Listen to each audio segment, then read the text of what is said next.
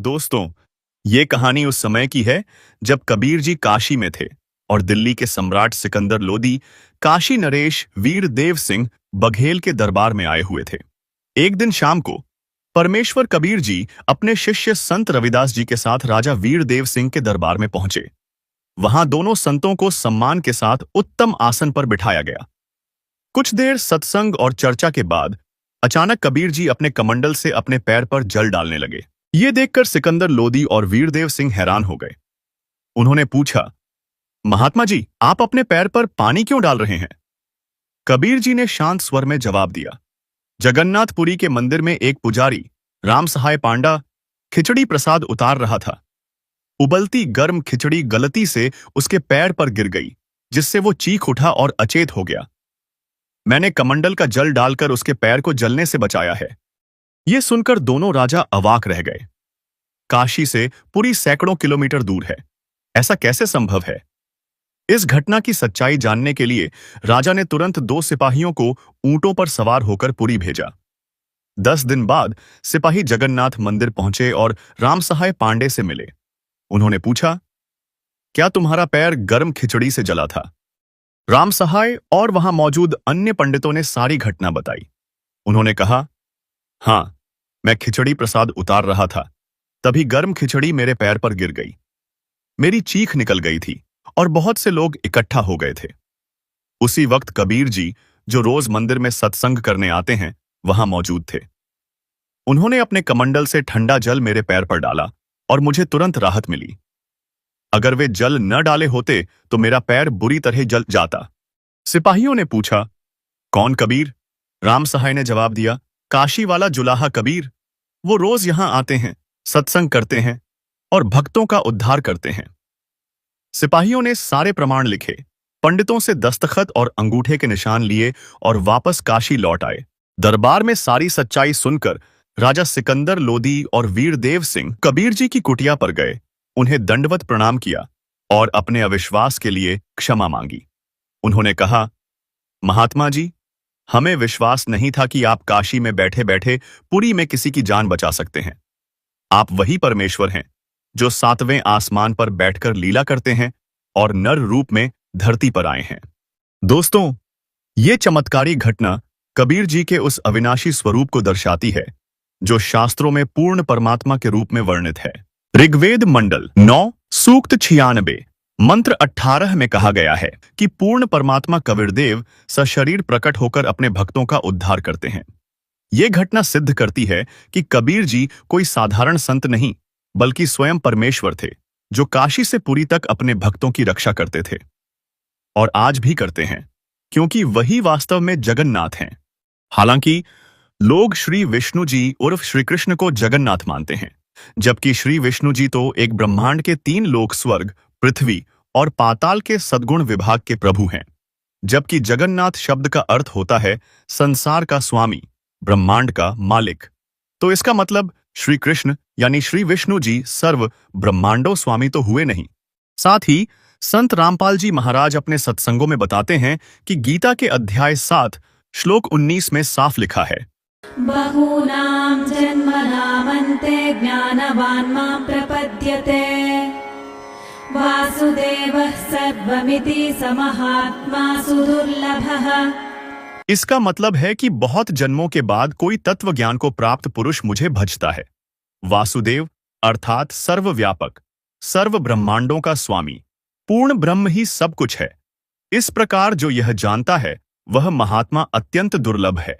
लेकिन यहां ट्विस्ट है, यह पूर्ण ब्रह्म कोई और नहीं बल्कि वह परमेश्वर है, जिसके बारे में लोग सदियों से गलतफहमी में जी रहे हैं। गीता में ही अध्याय 15 श्लोक 16 में बताया गया कि इस लोक में 2 पुरुष हैं, क्षर पुरुष ब्रह्म और अक्षर पुरुष परब्रह्म। ये दोनों नाशवान हैं। फिर श्लोक 17 में खुलासा किया गया है कि उत्तम पुरुष यानी परमात्मा कोई और है, जो तीनों लोकों में प्रवेश कर सबका पालन पोषण करता है और अविनाशी है। गीता के अध्याय 8 श्लोक 3 में इसे परम अक्षर ब्रह्म कहा गया। श्रीमद् भागवत पुराण के स्कंध 10 अध्याय 51 श्लोक 41 में खुद श्री कृष्ण कहते हैं, मैं वासुदेव का पुत्र हूं, इसलिए लोग मुझे वासुदेव कहते हैं।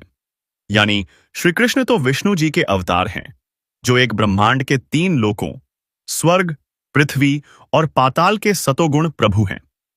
लेकिन पूर्ण परमात्मा यानी असली वासुदेव वह है जो सारे ब्रह्मांडों का मालिक है, सृष्टि का रचनहार, जगन्नाथ है।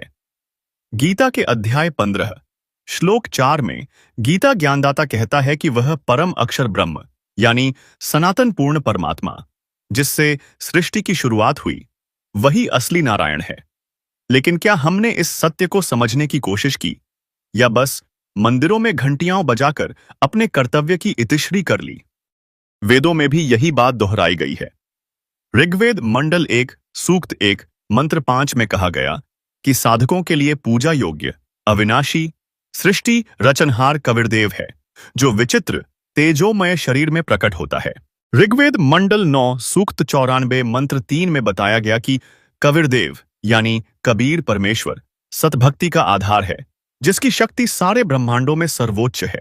अथर्ववेद कांड 4 अनुवाक 1 मंत्र 7 में भी यही कबीर परमेश्वर अविनाशी जगत पिता साधकों को सतलोक ले जाने वाला बताया गया। सामवेद मंत्र 920 और 1094 में कबीर साहेब को सृष्टि रचनहार, पापनाशक और सुखदायक पालनकर्ता कहा गया। यहां तक कि कुरान शरीफ की सूरत फुरकानी 25 आयत 52 से 59 और ऑर्थोडॉक्स जूइश बाइबल इयोव 36:5 में भी साफ है कि 6 दिन में सृष्टि रचकर 7वें दिन तख्त पर विराजमान होने वाला सर्वशक्तिमान कबीर ही है। श्री गुरु ग्रंथ साहिब में भी यही कहा गया है, या कर्ज गुफ्तम पेश तो दर कून करतार, हक्का कबीर करीम तू बेअब परवरदिगार, यानी कबीर ही सृष्टि रचनहार, निर्विकार और दयालु प्रभु हैं। संत गरीबदास जी कहते हैं, अनंत कोटि ब्रह्मांड का एक रति नहीं भार, सतगुरु पुरुष कबीर हैं, कुल के सृजनहार। संत दादू जी कहते हैं, जिन मोकु निज नाम दिया सोई सतगुरु हमार, दादू दूसरा कोये नहीं, कबीर सृजनहार।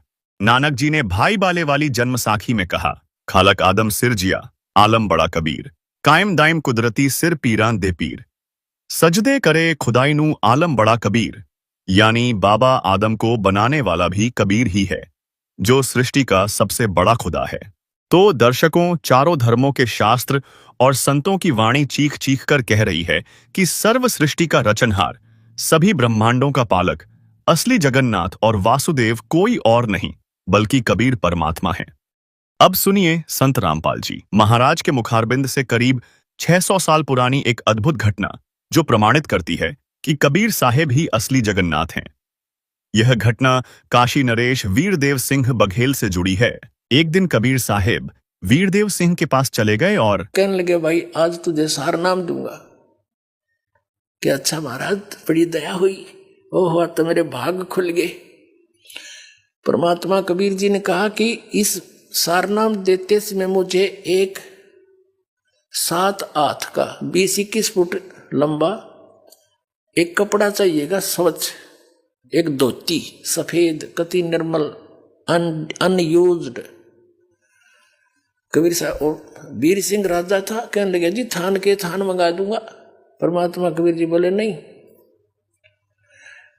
जो कपड़ा मुझे सारनाम देने के लिए आवश्यकता पड़ेगी आपके लिए, वो आपकी गुरु बहन है, एक चंद्रप्रभा नाम की पंडितानी है, और वो विधवा है आपकी काशी नगरी में, उस मोहल्ले में उसकी एक पुत्री है, और उसने वह साड़ी अपने ही बगीचे में, वह धोती अपने ही आंगन में कपास का पौधा बोया बाड़ी है, और गंगा का जल मटके में भर भर कर लाकर वह बाड़ी के पौधे सींचे हैं भाई।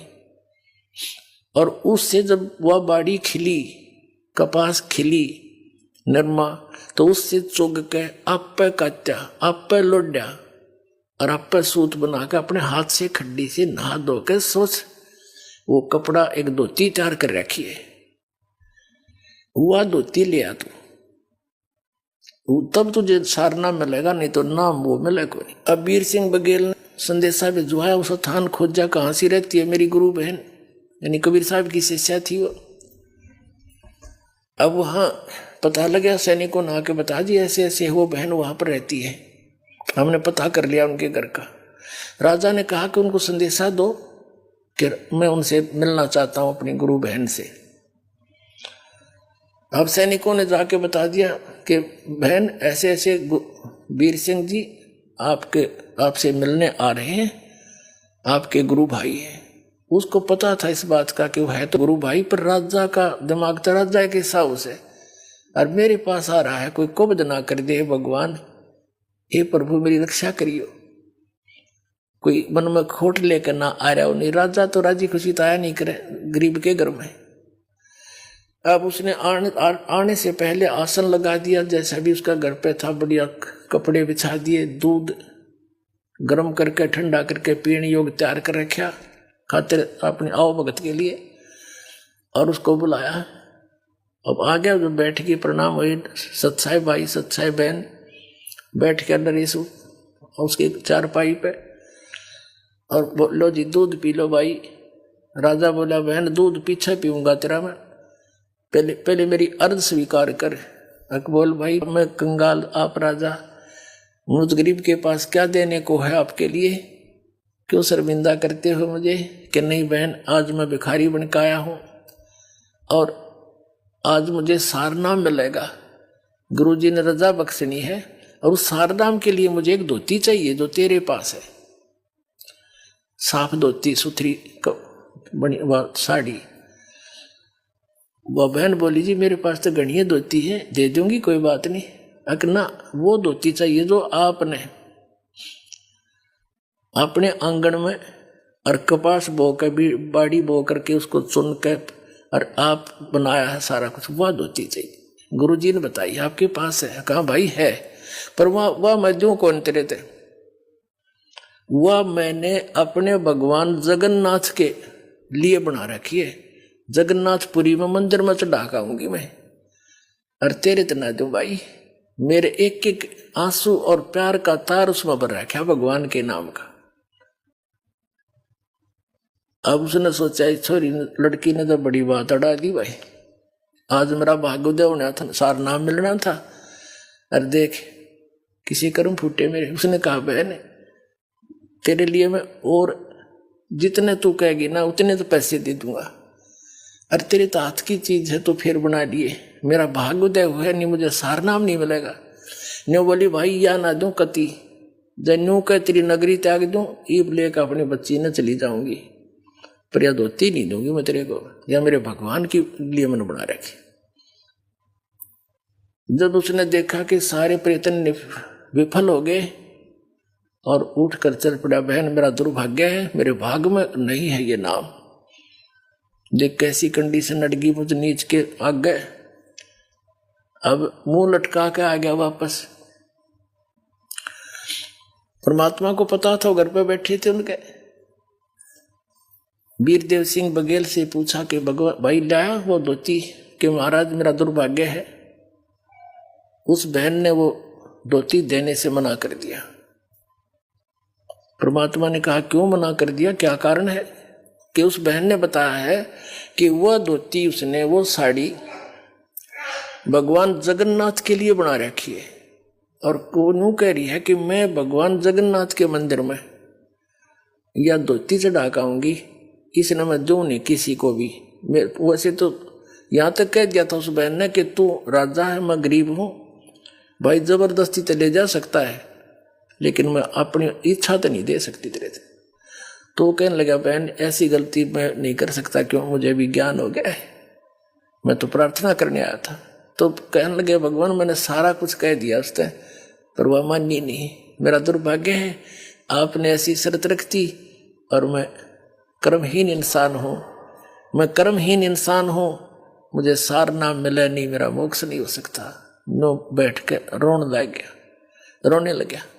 तब परमात्मा ने कहा भाई चलो मैं अपनी कंडीशन कुछ लूज करता हूं, एक काम कर दे, वो बहन कब जाएगी वहां जगन्नाथ के मंदिर में धोती चढ़ाने के लिए, उससे ये पता करवा ले, और तू इतनी मदद कर दे उसकी, उसके साथ सैनिक भेज दे, पहरेदार बॉडीगार्ड, वो कह रही थी वहां जाएगी, रास्ते में कोई उकचुक ना हो जाए, बेटी की जात है।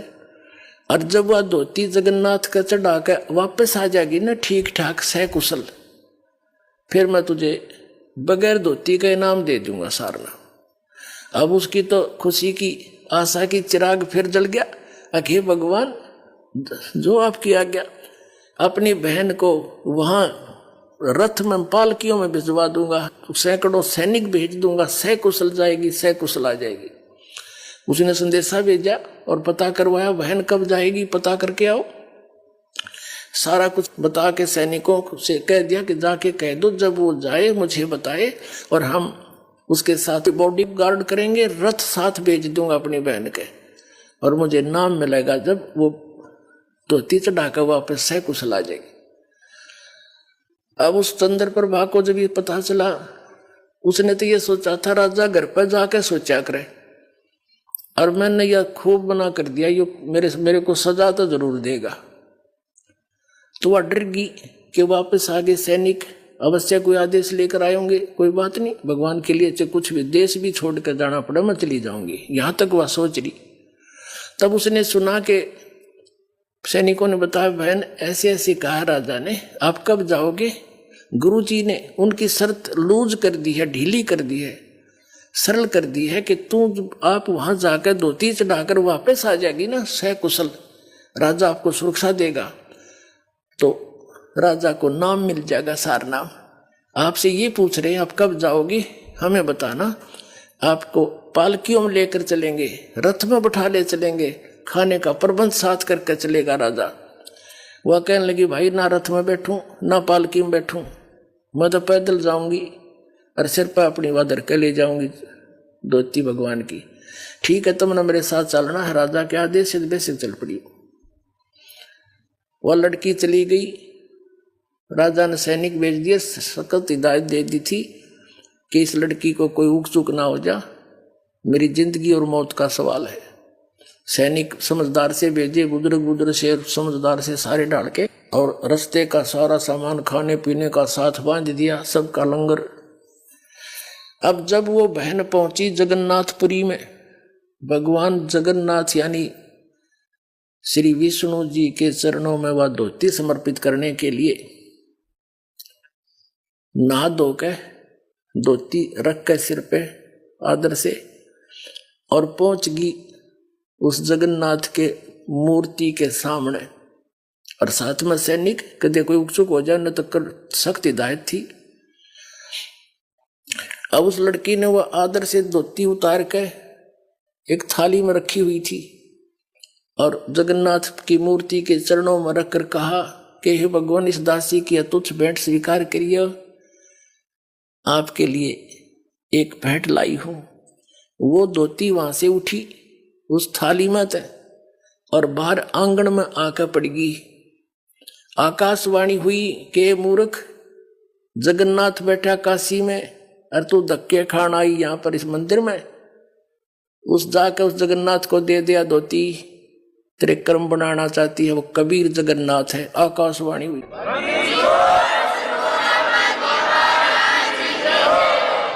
वो है जगत का स्वामी, कुल का मालिक है, और उसने छोड़ के तुम्हारी यहाँ आई इस पत्थर पर माथा टेकन, ले जा इसको, मुझे स्वीकार्य नहीं है। अब वो तो वहीं से लगी थी रोने, उठाकर धोती फिर सिर पर रख ली, वहीं से लगी थी रोने, हे भगवान मैं किसी नीच हूं। अब परमात्मा ने एक तीर से दो शिकार करे। हम इसे अनजान थे उस समय, हम कबीर साहब को तो एक गुरु और संत मान्या करते, और जगन्नाथ को भगवान श्री विष्णु जी को गुरु कबीर साहब और भगवान और जगन्नाथ। अरे फुटे बाग मारे। और राजा वीर सिंह के अंदर भी इतनी श्रद्धा ना थी, वो ठीक सा भगत था, पिछले संस्कार अच्छे थे, और जब उसको भी सार नाम के योग बनाना था मालिक ने, क्यों जब तक कहते हैं गुरु मानुष कर जानते ते नर कहिए अंध, वो दुखी संसार में आग गए यम के फंद।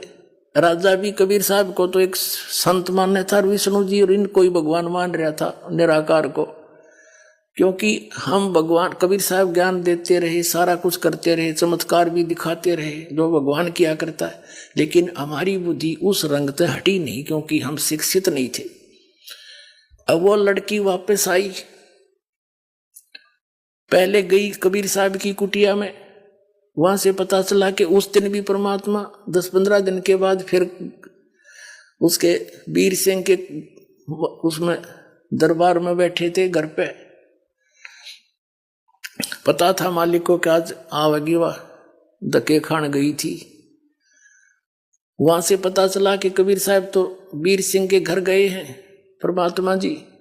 वह लड़की वहीं पहुंची रोती हुई, इतनी बुरी तरह रो, कपड़े भीज रहे आंसुओं से, और वह धोती धर के चरणों में कबीर परमात्मा के इसी बुरी तरह रोए, मुंह तो जुबान नहीं निकला उसके, बोला नहीं जा, कंठ रुंध गया। अब वीर सिंह ने चिंता होगी कि इस लड़की को किसी ने कुछ कह दिया, और ये सैनिक साथ मरे थे, इन्हें क्यों नहीं ध्यान रखा, मेरी तो इज्जत का नाश कर दिया, मुझे सारा नाम नहीं मिले। उन सैनिकों को बुलाया एक साइड में, और अन्य कमियों की तो मर गए थे, तुम क्या हो गया इस बहन को? तब वो किसी ने क्या कह दिया इसको, तुम्हें कहा था सुरक्षित लाना। तब उन्होंने कहा महाराज किसी ने कुछ नहीं कहा, हम साथ थे वहां से यहाँ तक। उन्होंने सारी घटना बताई कि इसने जाकर के बहन ने धोती चढ़ाई मंदिर में, धोती वहां से उठी और बाहर पड़ी मैदान में आके आंगन में। आकाशवाणी हुई कि भगवान तक काशी में बैठा कबीर, वो है जगन्नाथ, उसको दिया धोतियां धक्के खाना आई तू इस मंदिर मत पत्थर में। या दब से रोने लाग रही है ये बैठे भगवान। फिर वीर सिंह भी चरणों में पड़ गया, रो बुरी तरह, भगवान मेरी चौंध टूट गई, आप तो मालिक हो, आप समर्थ हो। जब परमात्मा ने उन दोनों को नाम दिया, पहला नाम दिया, दोबारा सतनाम कि अब शुरू करो, अब भक्ति के योग बनोगे। अब तो तुम ड्रामा कर रहे थे। उस दिन से फिर उन दोनों को नए सिरे से नाम दिया, सतनाम दिया, फिर सार नाम दिया, उनका कल्याण किया अपना आत्माओं। तो यही प्रोसीजर है पूरे कंप्लीट कोर्स का, जो दास आज आपको देता है वो गॉड गिवन कबीर साहब का दिया हुआ। कल्याण करवा लो, समय है। बोलो सतगुरुदेव की जय हो। दोस्तों, जब हम शास्त्रों के पन्ने पलटते हैं तो सच्चाई साफ सामने आती है। गीता प्रेस गोरखपुर से प्रकाशित संक्षिप्त गरुड़ पुराण धर्मकांड प्रेतकल्प अध्याय 38 पृष्ठ 565 और श्रीमद् भागवत महापुराण स्कंध 3 अध्याय 29 श्लोक 21-22 तथा स्कंध 10 अध्याय 84 श्लोक 11-13 में साफ लिखा है, जो व्यक्ति मिट्टी, पत्थर या लकड़ी की मूर्तियों को ही इष्ट देव मानता है, वो मनुष्य होने के बावजूद पशुओं में भी नीच, गधे के समान है। रुकिए दोस्तों, ये कोई और नहीं, हमारे अपने हिंदू धर्म के पुराण कह रहे हैं। तो अब बताइए, मूर्ति पूजा करना अंधविश्वास नहीं तो और क्या है? संत रामपाल जी महाराज ने तो बस यही सत्य समझाया है, और वो भी इतने सरल तरीके से। वो कहते हैं, जैसे आम के फल की मूर्ति देखने से हमें आम का ज्ञान तो मिल सकता है, लेकिन उसका स्वाद और गुण तो आम खाने से ही मिलते हैं। आम की मूर्ति या तस्वीर बुरी नहीं, लेकिन उससे वो लाभ नहीं मिल सकता जो असली आम खाने से मिलता है। ठीक उसी तरह अगर आप किसी देव के गुणों से प्रभावित होकर उनसे लाभ चाहते हैं, तो उनकी मूर्ति या तस्वीर बुरी नहीं, लेकिन उस मूर्ति से वो लाभ नहीं मिलेगा जो सच्ची भक्ति से मिलता है। और सच्ची भक्ति की विधि क्या है? वो शास्त्रों में लिखी है। शास्त्रानुकूल साधना से ही भक्ति का धन संग्रह होगा, जिससे हमें परमात्मा का सच्चा लाभ यानी मोक्ष प्राप्त होगा, मूर्ति पूजा से नहीं। यही कारण है कि जगन्नाथ रथ यात्रा या मूर्ति पूजा से कोई आध्यात्मिक लाभ नहीं मिलेगा। असली जगन्नाथ यानी कबीर परमेश्वर की शास्त्रानुकूल भक्ति ही हमें सत्य और मुक्ति की राह दिखा सकती है। और इस सत्य को हमें संत रामपाल जी महाराज अपने सत्संगों में बड़े ही सरल और तथ्यपूर्ण तरीके से समझाते हैं। दोस्तों, आज हमने पुरी की जगन्नाथ रथ यात्रा के रंग बिरंगे पर्व को जाना, इसके पीछे की पौराणिक कथाओं को समझा और संत रामपाल जी के बताए ज्ञान के अनुसार जगन्नाथ मंदिर के उन रहस्यों का पर्दा उठाया जो सदियों से लोगों के मन में कौतूहल जगाते आए हैं। साथ ही हमने उस चमत्कारी घटना को जाना जिसमें काशी में बैठे परमेश्वर कबीर जी ने पुरी के एक पुजारी की जान बचाकर अपनी अलौकिक शक्ति का परिचय दिया। संत रामपाल जी महाराज ने हमें यही समझाया कि असली जगन्नाथ यानी सृष्टि रचनहार कबीर परमेश्वर की भक्ति ही हमें मोक्ष का मार्ग दिखा सकती है। तो आइए, इस एपिसोड को देखने के बाद हम अपने मन में उठे सवालों का जवाब तलाशें, जो आपको संत रामपाल जी महाराज के सत्संगों को देखने से मिलेगा।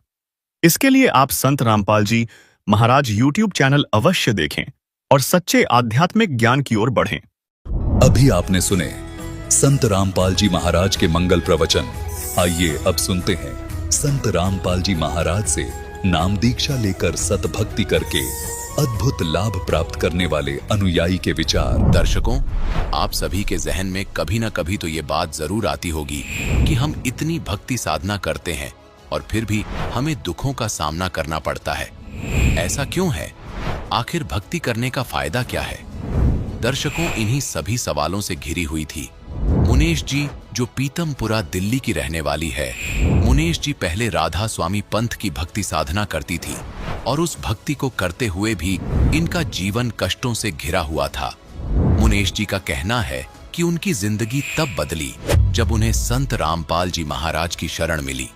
आखिर संत रामपाल जी महाराज से नाम दीक्षा लेने के बाद इन्हें ऐसे क्या लाभ हुए?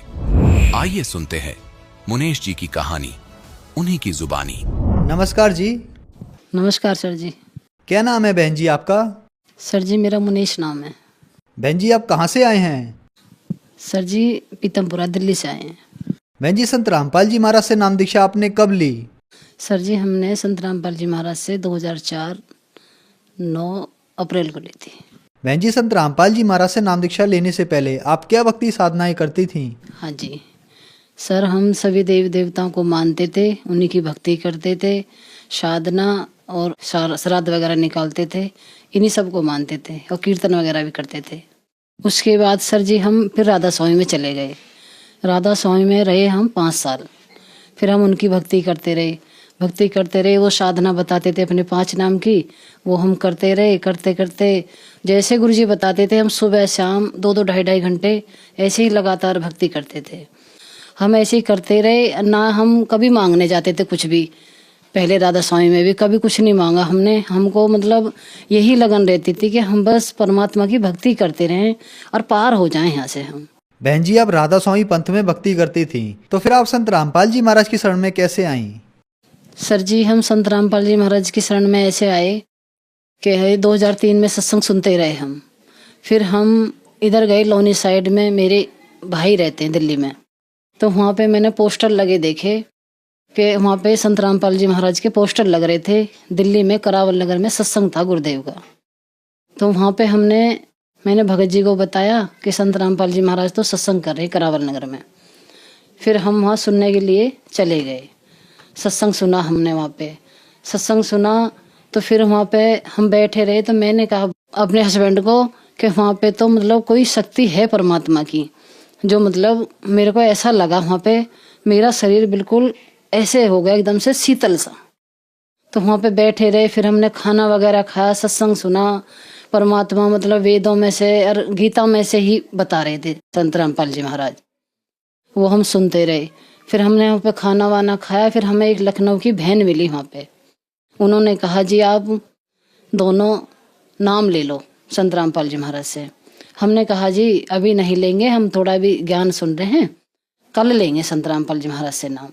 वो कहने लगी जी कल तो आपको काल नहीं आने देगा। हमने कहा जी काल क्यों नहीं आने देगा, जब हम आज आए हैं तो कल भी हमें काल आने देगा। फिर हमने उनसे चर्चा करी। फिर उन्होंने हमसे कहा कि पता नहीं मुझे कोई वाइट कपड़ों में आया और वो ये कह के चला गया कि जो दोनों मर्दवीर खड़े हैं आप इनको समझाओ, इनको नाम दिलवा दो। फिर उन्होंने हमको समझाया। फिर हमने वहाँ से सारा समझ के फिर हम अपने घर पे मतलब चले गए। फिर हम अगले दिन आए 2004 में 9 अप्रैल को हमने फिर संत रामपाल जी महाराज से करावल नगर दिल्ली में हमने ये दीक्षा ली। फिर दोनों ने। बहन जी संत रामपाल जी महाराज के अनुयायी बताते हैं कि उनको संत रामपाल जी महाराज से नाम दीक्षा लेने के बाद बहुत सारे लाभ प्राप्त होते हैं, तो क्या संत रामपाल जी महाराज से नाम दीक्षा लेने के बाद आपको भी लाभ प्राप्त हुए? हाँ जी सर जी, हमें लाभ हुए। सर जी मैं ना 13-14 साल की वर्ष से ही हार्ट पेशेंट हूँ, शुरू से ही मतलब बीमारियों से ही जूझती रहती थी। फिर उसके बाद हम मेडिकल में चले गए एम्स में दिल्ली। फिर वहाँ पे मेरा इलाज चला। फिर डॉक्टर ने कहा बहन जी आपकी दोनों वाल खराब हो चुकी हैं, आपकी बाईपास सर्जरी करनी ही पड़ेगी। फिर उन्होंने जी सर जी हमसे 1.25 लाख रुपया जमा करा लिया। फिर मेरे को ऑपरेशन थिएटर में वो ले गए। फिर ऑपरेशन थिएटर में ले गए, उन्होंने 2 बार एंजियोप्लास्टी करी तो उनमें मतलब वाल नहीं खुले दोनों। फिर उन्होंने कहा मेरे से, बहन जी आपकी बाईपास सर्जरी करनी ही पड़ेगी। मैंने कहा सर जी कर दो। फिर मेरी बहुत हालत कंडीशन ख़राब थी, बहुत ज़्यादा। उस टाइम फिर मैं पढ़ी अपने परमात्मा संत रामपाल जी महाराज को ही याद कर रही थी ऐसे ही। तो वहाँ पे मतलब लेटे लेटे उस टाइम पर मुझे कोई चिंता नहीं थी, ना ही बच्चों की ना इनके पापा की। बच्चों के पापा ने मेरे से ये तक कह दिया था कि तेरे को कुछ हो भी जाए तो तू चिंता मत करना, यहाँ से चली भी जाए संसार से तो कोई बात नहीं, वहाँ तो सबको ही आना है, तेरे बाद में पीछे से हम भी आ जाएंगे। फिर मैं ऐसी लेटी लेटी संत रामपाल जी महाराज को याद करती रही। फिर संत रामपाल जी महाराज ने वाइट कपड़ों में आए, उन्होंने मेरे सर पे हाथ रखा कि बेटा तू अभी ठीक हो जाएगी, चिंता मत कर। फिर ऐसे कह के संत रामपाल जी महाराज अंतर ध्यान हो गए। फिर मेरी उसी टाइम मेरी दोनों वॉल ऐसे ही अचानक से खुल गई अपने आप, बिना बाईपास सर्जरी के। डॉक्टरों भी ने भी थैंक गॉड बोला, मतलब बड़े खुश हुए डॉक्टर भी कि देखो ये कैसा चमत्कार हो गया कि मतलब अचानक से दोनों वॉल खुल गई। फिर मेरा भी खुशी का ठिकाना ना रहा, मैं फिर बहुत रोई बाद में कि संत रामपाल जी महाराज मुझको बचाकर चले गए। तो उस टाइम में पड़ी बस यही कह रही थी कि भगवान मेरी नैया उस पार लगा देना, तुम देखते मत रहना, झट आके बचा लेना। तो बस ऐसे कहते कहते फिर ये बिल्कुल मैं जगी हुई हूँ, ना कोई नींद है ना सपना है, बिल्कुल हकीकत बात है ये। संत रामपाल जी महाराज ने मेरे सर पे हाथ रखा और कहा बेटा अब तो ठीक हो जाएगी, चिंता मत कर। फिर अंतर ध्यान हो गए संत रामपाल जी महाराज ऐसे ही। फिर डॉक्टर ने कहा बहन जी आपके साथ कौन है? मैं कि जी मेरे हस्बैंड है। तो उनको फिर बुलाया, कहने लगे जी ठीक है आपके पेशेंट की दोनों वॉल खुल गई हैं, अब इनको वार्ड में शिफ्ट कर देंगे। फिर ये मेरे से मिलने गए अंदर मेरे पतिदेव। तो इन्होंने कहा ठीक है तू? फिर मैंने कहा हाँ मैं ठीक हूँ हाँ जी। तो फिर मैं इनको देख के रोने लग गई, कहने लगे क्या बात हो गई? मैंने कहा संत रामपाल जी महाराज, और मेरे को सर पे हाथ रखा उन्होंने और दर्शन दे के चले गए। सर जी मेरी हार्ट की ना दोनों ही वाल ब्लॉकेज हो गई थी, मेरी नस ब्लॉक हो गई थी। तो संत रामपाल जी महाराज आए, बिना ही बाईपास सर्जरी ऑपरेशन के दोनों ही मेरी वॉल खुल गई। परमात्मा आके मेरी जिंदगी मेरी जान बचा के मतलब चले गए, परमात्मा अंतर ध्यान हो गए संत रामपाल जी महाराज। फिर उसके बाद छोटी वाली गुड़िया की आई साइड बहुत ज़्यादा वीक थी, तो वो पढ़ने जाती थी तो टीचर भी डांटती थी उसको कि तू ढंग से नहीं पढ़ती है, ये हमसे बताती थी, हमने इसका ध्यान नहीं दिया बिल्कुल भी कि ऐसी करती होगी। फिर उसके बाद हमने इसकी आइज टेस्ट करवाई। फिर उसके बाद डॉक्टर ने बताया जी इसकी तो एक जो उल्टी आंख है इसका तो पर्दा ही खराब हो चुका है। फिर मैं तो सुन के एकदम से दंगी रह गई कि पता नहीं क्या होगा कैसे होगा। अब उन्होंने कहा जी इसको दिन के 12 घंटे तो चश्मा लगाना ही पड़ेगा और 6 महीने के बाद आप टेस्ट कराना इसकी आँख। फिर उसके बाद हम भूल गए, ना लड़की ने चश्मा लगाया ना कुछ करा। उससे पहले संत रामपाल जी महाराज की शरण में चले ही गए। तो संत रामपाल जी महाराज ने फिर इस लड़की को बिना ही चश्मे के और बिना ही दवाई के आँख मतलब ठीक हो गई बिल्कुल, पर इसका चश्मा भी हट गया। जन्म इसका हुआ था तभी पंडितों ने बता दिया था इसकी कुंडली में कि आपकी लड़की की ना आगे चल के जब बड़ी होगी तो इसकी आंखें बहुत ज़्यादा कमज़ोर रहेंगी। फिर हमने ध्यान नहीं दिया, मगर पंडित लोग तो ऐसे ही बोलते रहते हैं। फिर बाद में जाके यही हुआ जो उन्होंने बोला था कि इसकी फिर आंखें हमने टेस्ट कराई। फिर इसके मतलब डॉक्टर ने बताया जी एक पर्दा तो आँख का ख़त्म ही हो चुका है इसका। फिर हम मतलब टेंशन भी हुई, भाई लड़की है पता नहीं कैसे क्या होगा। फिर उसके बाद संत रामपाल जी महाराज से ये जुड़ी गए हम 2004 में 9 अप्रैल को। उसके बाद संत रामपाल जी महाराज से नाम लेने के बाद में लड़की की आंखें बिल्कुल ठीक हैं आज। और सर जी हमारे जो बच्चों के पापा हैं वो बहुत ज़्यादा बीमार हुए, फिर हमें टेंशन हो गई, पता नहीं क्या होगा कैसा होगा। फिर हम हॉस्पिटल में गए, हॉस्पिटल वालों ने कहा जी इनके बोन टीवी हो गई, कि इनकी हड्डियाँ ही गल गई अंदर से। फिर डॉक्टर कहने लगे जी इनका तो ऑपरेशन ही करना पड़ेगा। अब सब कहने लगे जी रीढ़ की हड्डी का ऑपरेशन मत कराओ, मतलब पता नहीं कामयाब हो या ना हो। फिर डॉक्टर ने कहा जी ऑपरेशन तो कराना पड़ेगा आपको, नहीं कराओगे तो मर जाएंगे ऐसे। फिर हमने इनका ऑपरेशन करा लिया। सर जी इनका 5 घंटे का ऑपरेशन था, पर साधु रामपाल जी महाराज की दया से वो ऑपरेशन भी कामयाब हो गया। जैसे ही हॉस्पिटल में रहे अगले दिन ही डॉक्टरों ने इनको अपने पैरों से चला दिया। फिर हम तो हैरान रह गए, यही कहते रहे परमात्मा आप ही हो बचाने वाले, मतलब हमारा कोई नहीं है संसार में आपके सिवा। तो संत रामपाल जी महाराज ने हमारे ऊपर इतनी दया करी कि इनको ठीक कर दिया। 1 साल के अंदर अंदर पहले जैसे ही हो गए, अपनी जॉब पे भी जाने लग गए। पहले कुछ भी नहीं कर पाते थे, टॉयलेट वगैरह सब बिस्तर पे आ गया था इनका, सब कुछ करने लग गए थे। आज मालिक की दया से संत रामपाल जी महाराज की से बिल्कुल ठीक है। सर जी एक बार क्या हुआ, हमारे ने बिजली के ये मीटर लगवाए थे, तो हम दिल्ली जल बोर्ड के जो क्वार्टर हैं फ्लैट है सरकारी उन्हीं में रहते हैं। तो क्या हुआ, हमने कहा भैया हमारा जो है बिल वाला मीटर लगा दो आप। तो उन्होंने नहीं लगाया, कहने लगे जी आपको तो टोकन वाला मीटर लगेगा, जो कूपन लाते हैं खरीद के फिर उसमें पैसे डालते हैं। हमने कहा भैया हमको डालना भी नहीं आता, वो कभी ख़त्म हो जाएगा तो फिर क्या करेंगे हम उसमें। कहने लगे नहीं जी यही लगेगा। फिर वो नहीं माने, ज़बरदस्ती उस मीटर को लगा के चले गए। फिर 1000 रुपये का हमने कूपन उसमें ला के डाल दिया। 1000 रुपये का लाने के बाद 1000 का और ले आए, हम एडवांस में रख लेंगे, फिर कभी ख़त्म होगा तब डाल देंगे। फिर क्या हुआ बगैर सर जी, उसको कूपन को डले हो को वही कूपन हमारा 3 साल तक यूं ही चलता रहा। वो चेक करने भी आए, उनको समझ में कुछ नहीं आता था। कहते जी पता नहीं आपके मीटर में क्या हो गया, इसके तो पैसे ही ख़त्म नहीं होते कभी भी। तो हमने फिर अपने मन में सोच रहे थे भाई तो संत रामपाल जी महाराज जी पैसे बढ़ा सकते हैं, उसमें सब कुछ कर सकते हैं, और कौन है करने वाला, कोई नहीं इस पृथ्वी पे। तो वो 3 साल तक हमारे पैसे ऐसे ही चलते रहे। फिर 3 साल के बाद उन्होंने वो मीटर ही फिर अपने आप ही चेंज करा, हमने कुछ नहीं बोला उनके लिए। बहन जी संत रामपाल जी महाराज से नाम दीक्षा लेने के बाद आपको बहुत सारे लाभ प्राप्त हुए, तो जो दर्शक आज आपको देख रहे हैं खास करके राधा स्वामी पंथ वाले, उनके लिए आप क्या कहना चाहेंगी?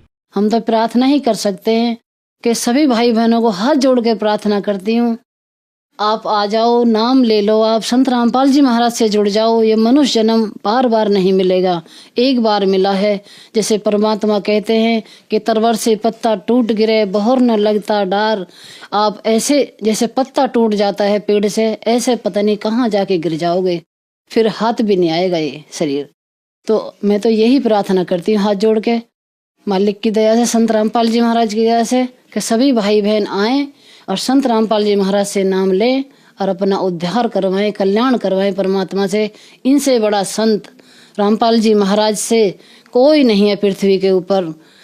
जो हमारे संत रामपाल जी महाराज के सभी चैनलों पे सत्संग आते हैं, उन्हीं नंबरों को नोट करिए, और सभी केंद्र खुले हुए हैं हर जगह, हर जिले में, मतलब जहाँ पर भी हैं वहीं पर जाके जिले वाइज नाम लें अपना संत रामपाल जी महाराज से और अपना उद्धार करवाएं। धन्यवाद बहन जी। सत साहिब।